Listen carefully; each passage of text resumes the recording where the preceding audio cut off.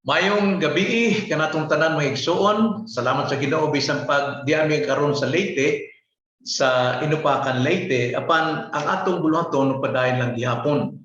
So akong giawhag ang tanan nga atong pag-ablihan ang atong nga balaang kasulatan diha sa 1 Juan kapitulo 2. 1 Juan kapitulo 2 og atong pagabasahon ang bersikulo 1 ngadto sa 6. Nagaingon: Minahal ko mga anak, nagkasulat ako kaninyo niining mga butang nga aron kamo dili managpakasala. Apan kung may makasalaman gayon, kita adunay manlalaban nga mga tubang samahan. Si Jesucristo ang matarong, og siya mao ang halad pagpasighiuli alang sa atong mga sala. Og dili lamang sa atong mga sala, kundi sa mga sala usab didto sa tibuok kalibutan. Og atong mahibaluan nga kita nakaila kaniya pinaagi niini kung kita nagabantay sa iyang mga sugo. Siya nga magaingon, ako nakaila kaniya. Apan wala magbantay sa iyang mga sugo, kini siya bakakon og wala kaniya ang kamaturan. Apan bisan kinsa nga magabantay sa iyang pulong sapagkat tinuod ang gugmas alang sa Dios na hingpit diha kaniya. Atong may baluan nga kita ana kaniya pinaagi niini. Siya nga magaingon nga siya ana kaniya kinahanglan magakinabuhi sama sa iyang pagkinabuhi. Mao kini ang pulong sa Dios nga kini bahin ni sa problema sa sala. Problema sa sala apan adto ta sa atong tumong. Ang atong tumong mao ang kasulbaran sa problema sa sala. Kasulbaran sa problema sa sala. Magampo ta mga igsoon. Salamat Ginoo nining matahom nga kagabion aniya na usab kami diha sa pagpaminaw, pagpatalinhog sa imong pulong.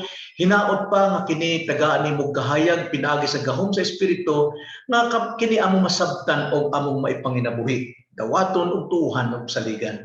Salamat Lord mo kining among pag-ampo diha lamang sa ngalan sa Ginoong Jesucristo. Amen. Bisan pa asa talingi nining kalibutan mga igsoon, tanan dunay problema o namong problema. Bisag gipugos nila sa mga buhat nga magagkalipay apan mugawas gyud ang normal, mugawas gyud kamatuoran nga tanan dunay problema. Daghay mo ingon, ako ray labaw sa kinadak-ag problema. Apan ang Biblia nagaingon kanato nga tanang tao nagkahiusa sa kinadak-ang problema. Way lain kundi ang sala. Mao nang pangutan nato unsa may kinadak-ang problema sa tao. Daghay mo ingon sapi, gugmas, balatian apan kinadak-ang gyud mao ang sala kay ang sala paingon didto sa linaw sa kalayo sa impyerno. Labi na sa mga dili magtotoo, ang ilang sala maoy magdala kanila sa kapildihan sa linaw sa kalayo. Kaya gaingon ang Roma 6:23, kay ang suhol gikan sa sala mao ang kamatayon. Apan bisan pa ang mga magtotoo anaa pa lamang gihapoy problema kay tungod makasala lang gihapon kita. Sala maoy gamot sa tanang klaseng problema sa kinabuhi nining tao.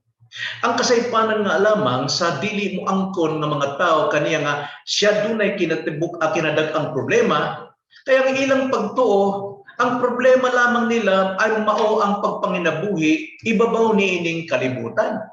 Apan ang problemang dako naagyod sa atong kalag, nasa atong kasing-kasing. Apan kung atong dawaton ug tuuhan kining gipakita sa balang kasulatan nga ang kinadak-ang problema anaa kanimo og andam ka sa pagpangayog kasulbaran niini, dili ka gayud mapakyas ug ikaw makadawat sa tinuod kasulbaran o solusyon sa imong problema maong sala. Kinahanglan atong pagatuuhan ang kasulbaran niining problema sa sala. Unsa may atong pagatuuhan nga kasulbaran nining problema sa sala?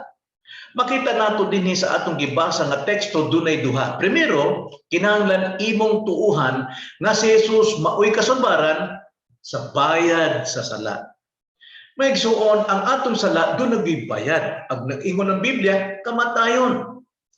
Apan kung kita mo'y mubayad sa atong kamatayon, impyerno gyud ta kay di naman ta mabuhi, di naman ta mabanhaw.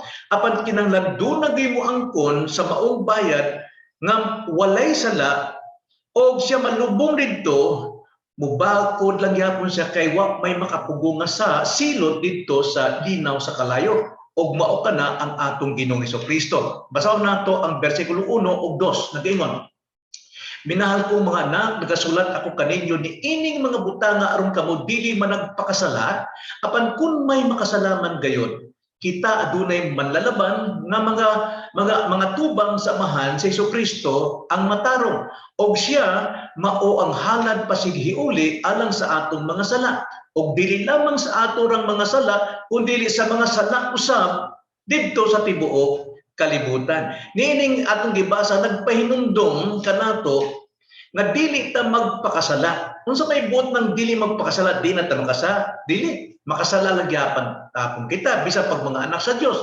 Ang buot pasabot nga dili ta magpakasala, dili ta magpadayon sa sala. Kay ang magpadayon sa sala naagyon siya, ulipon gayud siya sa sala. Busa naatanan niya ang mga problema sa kinabuhi. Makasalamang galing kita kay tungod wa may taong perpekto pa, apan dili magpadayon nga ulipon sa sala.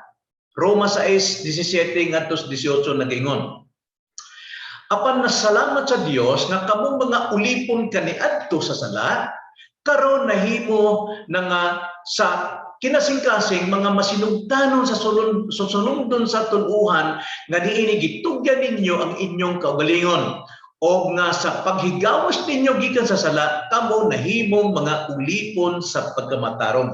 Angay ana ta diha mga igsuon, mga Kristohanon, ulipon ta sa pagkamatarong, dili na ta ulipon sa atong kasalanan. Nga naman kay dunay nagbayad na ngadtong atong sala nga magdala kanato ngadto sa linaw sa kalay sa impyerno, kay tungod ang dadto dito kadtong mga ulipon. So busa kung makasala kita, timan igayon ang gisulti sa atong pulong, timan igayon dunay manlalaban. Ang atong manlalaban iya kinaning gidag-an katong bayad, ang silot no, ang pagkaulipon nato sa sala iya nang nadag-an na daugan ni. So busa ato yung naon nakita dunay manlalaban. Kung makasalaman kita dili paingon dito sa linaw sa kalayo, kay tungod si Kristo maoy mga tubang sa amahan. Tanawa atong basahon bersikulo 1, minahal ko mga anak, nagasulat ako kaninyo niining mga butanga aron kamo dili managpakasala, managpadayon ulipon sa sala. Apan kung may makasala man gayon, no? Makasala pa yun, kita adunay manlalaban nga mga tubang sa amahan. Kinsa? Si Hesukristo ang matarong. Walay makabayad og sala gawa sa matarong. Kita di man ta matarong. Siya maoy mo pasalig nga kita iyang gikamatyan, adto siya mga tubang siya sa amahan. Mga tubang siya sa amahan nga mosulti siya nga amahan, kanang tawhana ako nang gikamatyan, ang iyang sala ako nang gikamatyan, ako nang giluwas ng tawhana. Ang tinuod na ako maoy nahimong halad alang sa iyang silot dito sa dagat-dagatang apoyo sa linaw. Bersikulo 2, og siya mao ang halad pasighiuli alang sa ato mga sala, og dili lamang sa ato rang mga sala kundi sa mga sala usab didto sa tibuok kalibutan. So kita nga dunay kasiguruhan nga dunay kagawasan na sa sala, dili ta ulipon, mahimo sad tang mo advise ngadto sa mga katawhan nga naglisod, no, na nagguol kay tungod nakasala siya, dili atong iduol sa Ginoo. 1 John 1:9, kung atong pagaangkunon ang atong sala, diha kaniya siya matinun-anon ug balaanon gayon nga mulimpyo sa tanang atong sala o limpyuhan ta sa atong mga kahugaw nining kalibutan. Si Jesus maoy halad pasighiuli alang sa sala, dili lamang ato ra kundi sa tanan pang mga tao nga makasasala sa tibuok kalibutan. John 3:16, kay hinigog magayod sa Dios ang kalibutan na tungod ni ana gihatag niya ang iyang bugtong anak aron ang tanan nga mosalig. Wala maingon nga tibuok kalibutan maluwas, kung dili kadtong tanang mosalig kaniya dili gyud malaglag kung dili may kinabuhing dayon. So busa kung kita makasala maigsuon hinumdumi ang kasulbaran nato mao ang paghinulsol, pag-angkon kay igo na sa atong pag-angkon pasayloon kita kay gibayra na ni Jesus ang silot sa atong sala paingon sa impyerno. Ikaduha, tuuhan nga si Jesus maoy kasulbaran sa pagdapat sa atong sala. In application. Verse 3 ngadto sa 6 nagaingon maigsuon. Og atong mahibaluan na kita nakaila kaniya pinaagi niini kung kita nagabantay sa iyang mga sugo. Siya nga magaingon, ako nakaila kaniya. Apan wala magbantay sa iyang mga sugo, ini siya bakakon. Og wala kaniya ang kamaturan. Apan bisan kinsa na magabantay sa iyang pulong sa pagkatinuod, ang gugma alang sa Dios na hingpit diya kaniya. Atong may baluan na kita ana kaniya pinaagi niini. Siya nga magaingon nga siya anaa kaniya kinahanglan magakinabuhi sama sa iyang pagkinabuhi. So kinahanglan gyud ang application, ang practice nato iya kining hatag kanato, no? Si Ginoo siya naghatag og direksyon kung unsay atong kinahanglanon. Direksyon kinahanglan na mao ang iyang sugo, ang iyang pulong. Kay kung magkasubay kita sa iyang pulong o gituman kini, kita mao ang nahigugma kaniya. Kay kung magbantay ta ni ining kasuguan, nakailat kita kaniya. Kadtong wala makaila kaniya, igo lang sa ba ang ilang pag-ingon, mituo man og Dios, nahigugma ako sa Dios. Busa ang Ginoo wala gyud malipay niya na sumala sa iyang giingon niya sa Matthew 15 bersikulo 8, 9 katong mga relihiyoso nga daw tawag Ginoo gihigugmang Ginoo apan wala magtuman sa pulong, ang ilang gituman mao ang kasuguan sa tao. Nagaingon kini mga tawhan na nagapasidungog kanako pinaagi sa ilang mga ngabil apan halayo kanako ang ilang kasing-kasing. Kawang lamang ang ilang pagsimba kanako. Sanglit sa ilang pagpanudlo, ilamang gipakadoktrina ang kalagdaan nga hinimo lamang mga tao. So kung sa maigsoon, bakakon kadtong magasulti nga nahigugma sa Ginoo apan wa magsubay sa pulong sa Dios. Wala makaila sila sa kamatuoran. Kaya nagaingon ang John 14:15, John 8:31, nagaingon John 14:15. Kung nahigugma kamo kanako, inyong pagatumanon ang akong mga sugo. Si Kristo maoy kasulbaran nato kay tungod siya mo'y nagdapat sa atong sala. Siya naghatag og direksyon bisang pagkitang makasasala pa rin kalibutan. Pinaagi sa iyang pulong. Busa kunong padayon sa iyang pulong, nahigugma ta kaniya kay ato kaning gituman. Sumala sa John 8:31 nagaingon, o unya si Jesus mayngon sa mga Hudyo nga misali kaniya, kung pabilin kamo sa akong pulong nan, kamo tinuod gayon nga ako mga tinunan. Kung tinuod mga tinunan o kamo mahibalo sa kamaturan o ang kamaturan makahatag ka rin yung kagawasan. Muna mulambok ta sa atong gugma sa Dios samtang naagit ta nagtuo nagbasa sa iyang pulong. So kining ikaduha nato nga angay natong tuuhan nga si Jesus mao'y kasulbaran sa atong pagdapat diya sa atong kinabuhi nga magsasala.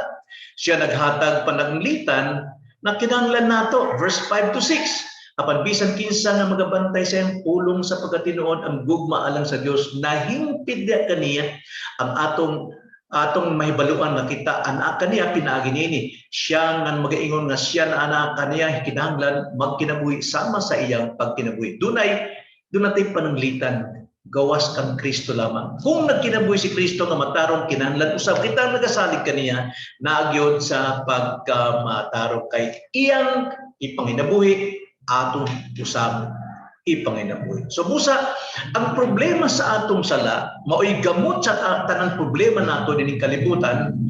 Ang kasulbaran mao ang atong Ginoo pinaagi sa pagbayad niya sa atong sala o bisan pa sa pagdapat sa atong makasalanong sala o kinabuhi. Kani adto maigsoon kay nung ko dinhi sa Leyte, gamay pa ko, nag-eskwela ko sa Buntod sa Marao Elementary School. Kay nung ko sa among teacher grade 1 si Miss Inday Samonte, unsa ba nga iya man kong gikunot ang akong dunggan o gipalingkod ko sa siya likuranan at tubangan sa bungbong unya. Kay di ay nawadaan ko patasan sa akong sa akong teacher. Wa ko kay bao kay sa mukan lagi lihukan kayo. Unsang akong amigo anak ni Babing kadas palingkuron ko sa kunuton nga akong dunggan og palingkuron ko dito sa tubangan sa lamesa. Maluoy itong mga amigo. Busa kada kay siya may akong amigo nga sig kadua. Kadas akong galing disiplinahon sa ni Ma'am sa Monte, siya mo'y moangkon, Ma'am, ako mo'y nakasala, ako'y taga-exilot.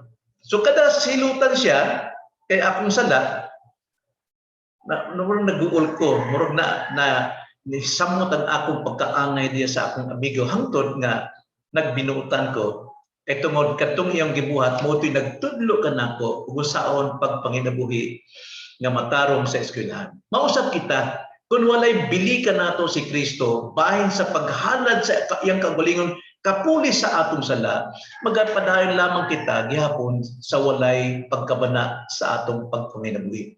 Apan kung nahigugman ta kaniya, kay tungod nagsunod ta sa iyang pulong, imo siyang sundon, imo siyang ipanginabuhi, labi na ang iyang kabubuton. Magampot ta mo igsoon. Salamat Ginoo sa imong pulong, mo'y naglamdag sa among pangunahuna aron kami makasundog diha sa pagpanginabuhi sama sa pagpanginabuhi ni Kristo kay tungod siya mo'y halad sa among sala, siya mo'y nagdapat sa among makasalanong mga kinabuhi unsaon namo pagpanginabuhi nga matarong atubangan ni. Salamat Lord, mo kining among pag-ampo diha lamang sa ngalan sa Ginoong Kristo. Amen.